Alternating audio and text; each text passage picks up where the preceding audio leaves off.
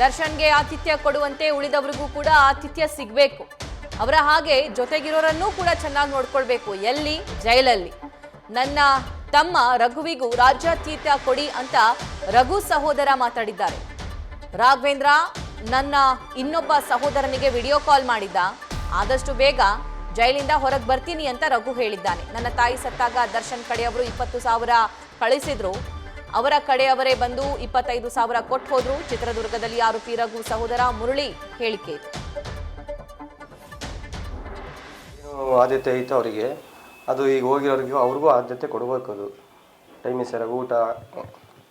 ಅವ್ರು ಇನ್ನೇನೋ ಅಕಸ್ಮಾತ್ ಸಿಗರೆಟ್ಟು ಅಲ್ಲಿ ಕೊಟ್ಟಿಯಾರೋ ಬಿಟ್ಟಿರೋ ನಮಗೆ ಗೊತ್ತಿಲ್ಲ. ಈಗ ನೀವು ಕೇಳ್ತಿರೋದಕ್ಕೆ ಹೇಳ್ತಿದ್ದೀನಿ.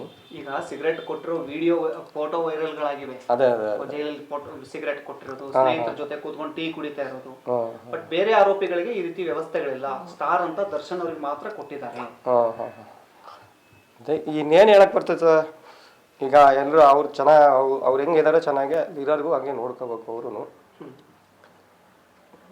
ಅವ್ರಿಗೂ ಇವಾಗ ಹೊರಗಡೆ ಕರ್ಕೊಂಡ್ಬಿಡೋಕ್ಕೆ ನೋಡಬೇಕು. ಅವರು ಈಗ ಅವ್ರು ಚೆನ್ನಾಗಿದ್ದಾರೆ, ಜೈಲಲ್ಲಿ ಇದ್ರು ಕೂಡ ಚೆನ್ನಾಗಿದ್ದಾರೆ. ನಿಮ್ಮ ತಮ್ಮನ ಪರಿಸ್ಥಿತಿಯನ್ನು ನಿಮ್ಮ ಪರಿಸ್ಥಿತಿ ಇಲ್ಲ. ಅವನು ಮೊನ್ನೆ ವಿಡಿಯೋ ಕಾಲ್ ಮಾಡಿದ್ದಂತೆ ನಮ್ಮ ತಮ್ಮಂಗೆ, ಇನ್ನೊಬ್ಬ ತಮ್ಮಂಗೆ, ನಮ್ಮ ಚಿಕ್ಕಪ್ಪರ ಮಗನಿಗೆ.